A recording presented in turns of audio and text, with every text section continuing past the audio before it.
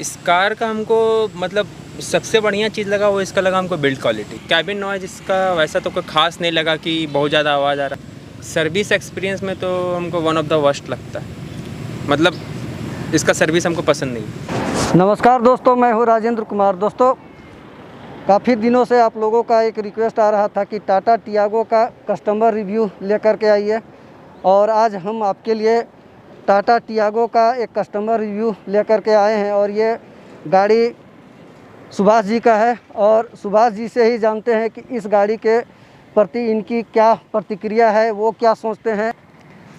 सबसे पहले ये बताइए सर कि इस कार को आपने कब खरीदा?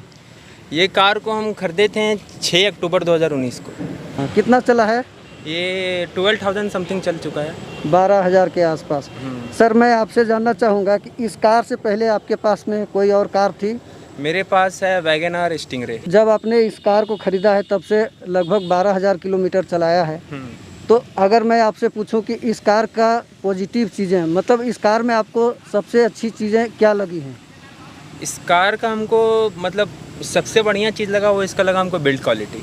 बिल्ड क्वालिटी हमको लगता है वन ऑफ द बेस्ट इस सेगमेंट में बिल्ड क्वालिटी टाटा टियागो का ही होगा।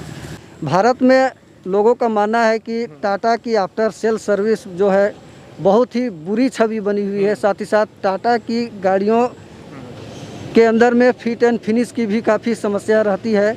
लोग टाटा की गाड़ियां लेने से बचते हैं। आपने ऐसा क्यों डिसाइड किया, टाटा की तरफ जाने का क्यों सोचा? टाटा फर्स्ट तो मेड इन इंडिया है, या दूसरा बात कि हम मतलब इस गाड़ी पे मेरा मेन फोकस था वो था इसका बिल्ड क्वालिटी।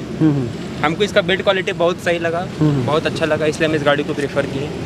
और राइड कंफर्ट भी इसका अच्छा है। रोड पे जब चलाते तो लगता है थोड़ा दब के चल रहा है, ऐसा नहीं कि इधर काटे उधर चल गया, वैसा नहीं है। हाईवे में स्टेबिलिटी जबरदस्त है, एकदम सड़क से चिपक कर चलती है। सड़क से चिपक कर चलती है। और बाकी सब भी हमको इस गाड़ी का सब सही लगा। पावर भी ठीक है, ऐसा नहीं लगेगा कि हाँ एक्सीलेटर ले रहे तो थोड़ा पावर कम है, वैसा कुछ आपको फील नहीं होगा। सब कुछ इस गाड़ी का सही है। आपको कभी ऐसा महसूस हुआ है कि इस कार में 1.2 लीटर का 3 सिलेंडर इंजन यूज़ किया गया है, जो टाटा की गाड़ियों में बहुत ही कंट्रोवर्शियल पॉइंट माना जाता है कि वो 3 सिलेंडर इंजन का यूज़ करते हैं? आपको कभी ऐसा लगा है कि 3 सिलेंडर इंजन होने की वजह से केबिन के अंदर में ज़्यादा नॉइज़ आ रहा है या वाइब्रेशन आ रहा है? आपको ऐसा कभी महसूस हुआ है? नहीं, वैसा तो हमको कैबिन नॉइज़ इसका वैसा तो कोई ख़ास नहीं लगा कि बहुत ज़्यादा आवाज़ आ रहा है। हाँ, नॉर्मल गाड़ी, ऐसा भी हम नहीं कहेंगे कि प्रीमियम आपको फीलिंग देगा, एकदम साइलेंट रहेगा, वैसा भी नहीं है। लेकिन एक होता है ना कि बहुत ज़्यादा आवाज़ आ रहा है, वैसा कुछ नहीं है। बस एक प्रॉब्लम क्या है कि जब इस गाड़ी को आप 3rd ईयर में लगाएंगे तो जो गियर नोब है उसमें आपको थोड़ा वाइब्रेटिंग सेंसेशन का एक फीलिंग आएगा, लगेगा कि थोड़ा थोड़ा हिल रहा है। और हम इसको मतलब जब सर्विस करवाने के लिए गए तो वहाँ पर हम बोले तो मैकेनिक का कहना था कि सर ये 3 सिलेंडर इंजन गाड़ी है, इसमें आप 3rd ईयर में लगाएंगे तो ये सारा टियागो में प्रॉब्लम है, वैसा यूनिक आप में नहीं है तो ये रहेगा। अच्छा, वैसा और कोई हमको आवाज़ कुछ वैसा नहीं लगा। वैसे गियर नोब में जो वाइब्रेशन की समस्या है वो BS6 में जो टियागो आ रही है काफ़ी हद तक टाटा ने उसको सोल्व कर दिया है। तो ये क्या देखने में भी वाइब्रेशन महसूस होता है कि जब उसको आप टच करते हैं तब ऐसा महसूस होता है? जब आप टच, वैसे अगर आप बहुत ध्यान से देखेंगे तो थोड़ा थोड़ा हिलता है। अच्छा, बहुत ध्यान से अगर आप देखेंगे तो, और ऐसे आप टच करेंगे तो पूरा पता चलता है कि हिल रहा है। और थोड़ा थोड़ा आवाज़ आता है, एकदम थोड़ा थोड़ा आवाज़ आता है। अच्छा, 3 सिलेंडर इंजन होने की वजह से इनिशियल जब आप गाड़ी को पिकअप करते हैं तो उस समय किसी तरह की पावर लैग की समस्या आपको दिखती है? वैसा तो नहीं लगता, सबका अपना अपना चॉइस होता है, सबका अपना अपना ड्राइविंग स्टाइल होता है। कोई आप जैसे कोई वैसा नहीं चलाता तो उसको फील नहीं होगा, लेकिन हम थोड़ा इसको रफ चलाते हैं तो हमको थोड़ा फील होता है कि हाँ थोड़ा पावर कम है। वैसे सब सही है। जिस प्राइस में ये कार आती है इस सेगमेंट में मारुति की वैगनआर को आप ले सकते हैं, सेलेरियो को आप ले सकते हैं, साथ ही साथ अगर और दूसरी ब्रांड मारुति का स्विफ्ट हो गया उसको आप ले सकते हैं। तो उन कारों की तुलना में अगर इस कार को हम तुलना करें तो जिस प्राइस में ये कंपनी दे रही है 4 स्टार सेफ्टी रेटिंग्स के साथ में आती है, तो ये आपको कभी एहसास कराता है कि एक अच्छे सेफ कार में हम सफ़र कर रहे हैं? हर टाइम ये एहसास होता है कि हम एक सेफ कार में। अब अगर आप एक आवाज़, आप जब कोई कार का डोर खोलेंगे, डोर बंद करेंगे तो एक आवाज़ आता है थट टाइप से, उससे आपको पता चलता है कि हाँ जान है कि नहीं है डोर। आप इसमें वो फीलिंग आता है कि हाँ कुछ ठोस चीज़ है। आपको इसका चदरा छूने से भी लगेगा कि फीलिंग आएगा कि हाँ है, गाड़ी में दम है। ऐसा नहीं लगेगा कि ऐसे किए तो दब रहा है, उस टाइप का फीलिंग नहीं है। मारुति वाला फीलिंग इसमें नहीं है। बिल्ड क्वालिटी इसका एकदम ऑसम है। अंदर से प्लास्टिक की क्वालिटी की अगर बात करें तो एवरेज है, ऐसा भी नहीं कर सकते कि आपको प्रीमियम फीलिंग देगा, लेकिन हाँ ठीक है, प्राइस के हिसाब से सही है। प्राइस के हिसाब से सही है। ये 12,000 किलोमीटर चलाने के बाद में ये क्या माइलेज अभी आपको दे रही है? माइलेज अगर आप सिटी पे चलाएंगे तो आपको 13 से 14 के बीच में मिलेगा, और वही आप हाईवे में चलाएंगे तो 17 से 18 के बीच में चलेगा। माइलेज क्या है ना कि ड्राइविंग ड्राइविंग पर पे आपका डिपेंड करता है हाँ। कि आप उस गाड़ी को किस ढंग से चलाते हैं, किस ढंग से चला रहे हैं हाँ। और चलाने के स्टाइल पर डिपेंड करता है कि किसी भी पर्टिकुलर ब्रांड के किसी भी कार से आप माइलेज कैसा निकालते हैं, वो आप पर डिपेंड करता है। जिस तरह हम इसको चलाते हैं और जैसे माइलेज देता है उस हिसाब से हम इससे सेटिस्फाइड हैं। चलिए, बहुत अच्छी बात है। सर्विस एक्सपीरियंस के बारे में कुछ बताइए।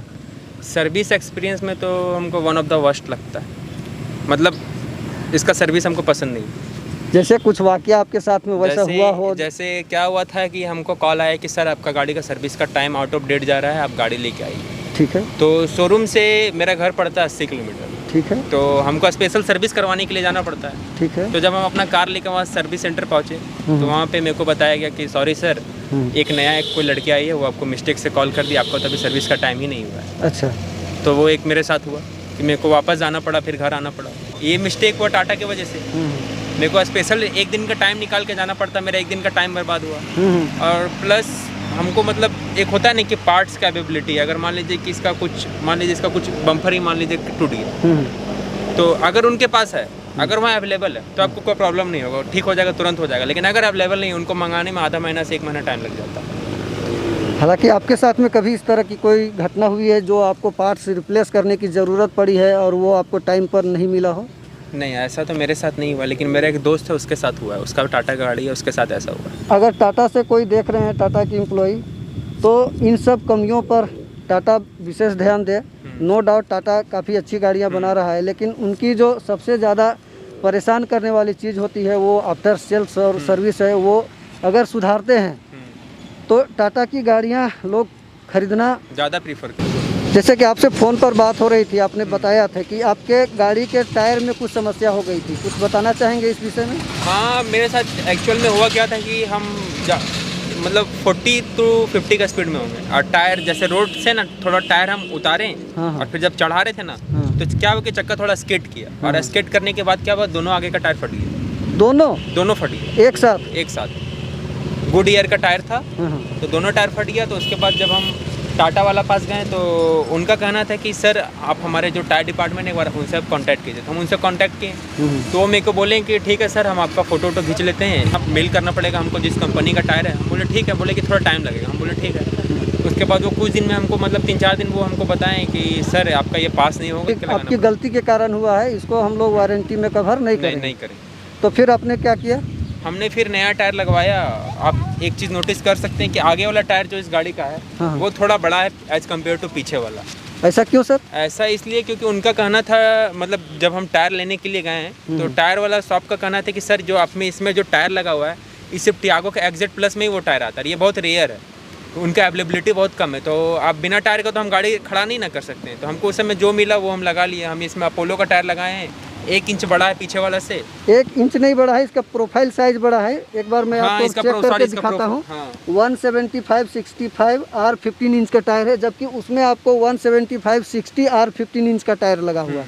तो यहाँ पर बारिश हो रही है और इस बारिश में आपके लिए हम वीडियो शूट कर रहे हैं। फिलहाल के लिए इस वीडियो को हम लोगों को रोकना पड़ेगा और थोड़ी देर के बाद फिर से हम लोग चालू होते हैं। तो 1.5 से 2 घंटे हमने बारिश छूटने का वेट किया, लेकिन पानी छोड़ने का नाम नहीं ले रही है और हम लोग वीडियो को गाड़ी के अंदर से ही पूरा कर लेते हैं। और जैसे कि हमारे साथ में आज टियागो के ओनर थे सुभाष जी, उनसे हम लोग बात कर रहे थे और उनके एक्सपीरियंस को आपके सामने रख रहे थे। और अभी हम लोग गाड़ी के अंदर में है, तो सुभाष जी इस गाड़ी के केबिन के अंदर की ही हम लोग बात कर लेते हैं। तो इस कार के अंदर के प्लास्टिक की क्वालिटी की बात हो, चाहे फिट एंड फिनिश की बात हो, जहाँ तक फिट एंड फिनिश की बात है, टाटा की गाड़ियाँ इस मामले में हमेशा से बदनाम रही हैं। इस विषय में आप क्या कहना चाहेंगे? मेरा अगर आप पर्सनल ओपिनियन लेंगे तो हमको तो ठीक लगता है, इसका फिनिशिंग सब हमको ठीक लगता है। ऐसा भी नहीं कि आपको लगेगा कि चीप क्वालिटी का प्लास्टिक यूज किया गया है या वैसा, हमको तो सब कुछ इसका ठीक लगता है। जैसे आप सभी को पता है कि हमारे झारखंड की सड़कें उतनी बेहतरीन नहीं है। निश्चित तौर पर आपको गांव में जाना पड़ता होगा, तो डैशबोर्ड से या केबिन से किसी तरह की रेटलिंग साउंड आपने कभी ऐसा ऑब्जर्व किया है? वैसा तो हम कुछ आवाज़ वैसा हम तो नोटिस नहीं किए हुए। बस थोड़ा मोड़ा क्या है कि कैबिन आवाज़ में आपको थोड़ा मोड़ा इंजन का आवाज़ आएगा, क्या कि 3 सिलेंडर इंजन है तो 3 सिलेंडर इंजन का ऐसा मतलब सब गाड़ी में रहा है कि जिसमें 3 सिलेंडर इंजन रहा है उसमें थोड़ा मोड़ा कैबिन आवाज़ आया इंजन से। बाकी वैसा कोई इशू नहीं है कि आपको दिक्कत हो रहा है, आवाज़ बहुत ज़्यादा आ रहा है, आपको मतलब आप बैठ के बात नहीं कर सकते हैं, वैसा आपको कुछ इशू आपको नहीं है। मतलब आप हमसे पूछेंगे कि आपको सबसे ज़्यादा इसमें क्या पसंद है, तो हमको इसका म्यूज़िक सिस्टम पसंद है, वन ऑफ द बेस्ट। मतलब इतना सही आवाज़ है कि आप अगर फुल साउंड में भी सुन रहे तो आपका हो गया इसका बेस क्वालिटी हो गया या साउंड प्योरिटी हो गया, सब चीज़ में A1 है। इस साउंड में कोई इशू नहीं है, आपको ऐसा नहीं है कि अरे इसमें एम्पलीफायर लगाना पड़ेगा, बेस ट्यूब लगाना पड़ेगा, साउंड निकल नहीं रहा, वैसा कुछ आपको इशू नहीं होगा। साउंड क्वालिटी इसका बहुत अच्छा है। पर्सनली पूछेंगे तो हमको तो इसका सस्पेंसन बहुत सही लगता है, बहुत सही लगता है। एक होता है ना कि थोड़ा सस्पेंसन आवाज़ है या वैसा कुछ है या थोड़ा कुछ एक्स्ट्रा आवाज़ आ रहा है, वैसा कुछ नहीं है, सब कुछ इसका सही है। गाड़ी मतलब इस रेंज में गाड़ी में सब कुछ परफेक्ट है। बस अगर आप थोड़ा टाटा का सर्विस अगर आप अगर झेल सकते हैं तो इस गाड़ी इसमें आपको कोई शिकायत करने लायक कोई एक चीज़ नहीं है। टाटा की सर्विस पहले के तुलना में अभी 2020 में बहुत सुधार हुआ है, लेकिन सुधार अभी भी और सुधार की जरूरत है। अगर आप हाईवे में चल रहे हैं, थोड़ा स्पीड चल रहे थे तो आपको थोड़ा स्टीयरिंग हार्ड थोड़ा फील होगा, वो होना भी चाहिए। और अगर आप थोड़ा सिटी में चल रहे हैं तो आपको स्टीयरिंग पूरा लूज फील होगा। सही है, कोई इशू नहीं है स्टीयरिंग। सुभाष जी, जैसे कि मैं आपको देख पा रहा हूँ, आपकी हाइट जो है एबव 6 फीट है। 6'3", तो आपकी हाइट 6 फीट 3 इंच है। उस हाइट के हिसाब से टियागो में आपको कभी कोई दिक्कत हुई या मतलब कि आपके नी रूम में या आपके हेड रूम में किसी तरह की कोई परेशानी? कोई वैसा खास परेशानी नहीं है। मतलब एक होता है नहीं कि आप गाड़ी चला रहे तो चलाते चलाते बस गाड़ी के साथ कंफर्ट हो जाते हैं। स्टार्टिंग में हमको थोड़ा बड़ा प्रॉब्लम हुआ था कि जो मेरा पैर है वो स्टीयरिंग में टच हो रहा था, लेकिन अब वैसा कुछ नहीं, अब आदत हो गया। जैसे देखिए अभी हम ऐसे किए हुए तो स्टीयरिंग में मेरा पैर टच हो रहा है, लेकिन चलाते चलाते अब यूज्ड टू हो गए तो अब वैसा हमको कोई जरा से कुछ दिक्कत नहीं लगता है कि हाँ इसका हेडरूम थोड़ा ज़्यादा होना चाहिए, लेग रूम थोड़ा ज़्यादा होना चाहिए। जब आप खरीद रहे होंगे उस समय आपने टॉप एंड मॉडल को चुना होगा कि जो सीट है उसको हम एडजस्ट कर सकते हैं, तो अपनी हाइट को आप मैनेज कर सकते हैं। तो यहाँ आप देख सकते हैं कि इनकी हाइट जो है वो 6 फुट से अबव है, और इनके हेडरूम और इनके नी रूम को भी आप देख सकते हैं।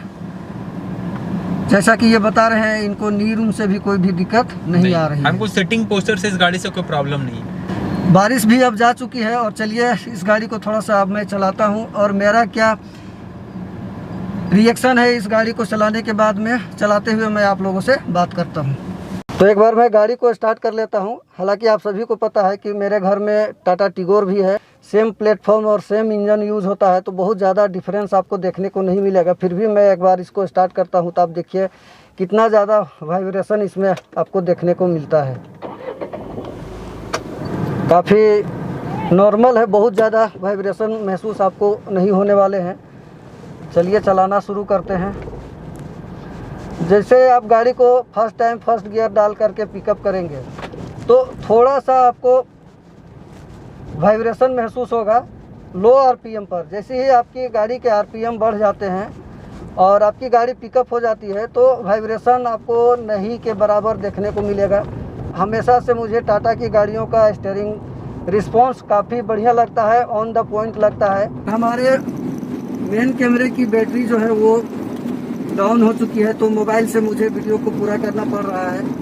आपको हाईवे में एकदम स्टेबल फील कराती है। तो इस गाड़ी की राइड एंड हैंडलिंग जो है वो काफ़ी ज़बरदस्त है। मेरे घर में टाटा टिगोर है, उसकी भी राइड एंड हैंडलिंग जो है काफ़ी बेहतरीन है, और इसके जो ओनर है इस कार को काफ़ी प्रॉपर तरीके से मेंटेन कर रखे हुए हैं, और गाड़ी चलाने में काफ़ी स्मूथ एहसास करा रही है। केबिन नॉइज नहीं के बराबर है, लेकिन जो 3 सिलेंडर इंजन का जो नेचर होता है वो आपको केबिन के अंदर में थोड़ा बहुत महसूस होगा। और जब आप म्यूजिक के साथ में इस कार को चलाते हैं तो जो केबिन नॉइज की बात की जाती है वो नहीं के बराबर आपको देखने को मिलता है, और इस गाड़ी को चलाने का आप काफ़ी मज़ा ले सकते हैं।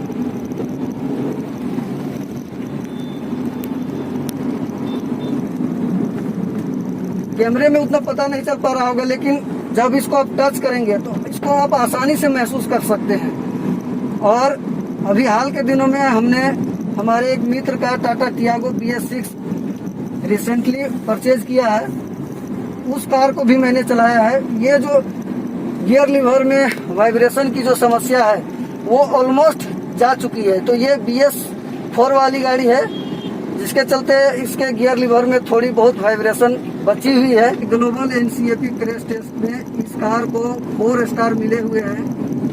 बिल्ड क्वालिटी काफ़ी शानदार, राइड एंड हैंडलिंग काफ़ी शानदार। सिटी में चलाएंगे तो 14 से 15 की माइलेज आप बहुत ही आसानी से निकाल सकते हैं। हाईवे में चलाएंगे तो इससे आप 17 से 18 kmpl की माइलेज बहुत ही आसानी से निकाल सकते हैं। और डेफिनेटली इस कार को लिया जा सकता है। उम्मीद है कि आज की वीडियो से आप लोगों को बहुत हेल्प मिली होगी और आप टाटा की टियागो लेने की सोच रहे होंगे तो उसमें टाटा टियागो को चुनने में आपको हेल्प मिलेगा। और आप झारखंड के किसी भी शहर से हैं और आप अपनी कार का एक कस्टमर रिव्यू हमारे चैनल के माध्यम से देना चाहते हैं, ताकि जो नए कस्टमर है जो गाड़ी को खरीदने में जिनको कंफ्यूजन हो रहा है उनको आसानी हो सके, तो नीचे दिए गए लिंक में जाकर के आप अपना फॉर्म भर सकते हैं। जब कभी भी मैं आपके इलाके में, आपके एरिया में आता हूं तो आपसे संपर्क करूंगा और आपसे आपका रिव्यू रिकॉर्ड करूंगा। तो मिलते हैं इसी तरह के किसी नेक्स्ट वीडियो में, तब तक के लिए टेक केयर। जय हिंद, जय झारखंड, वंदे मातरम।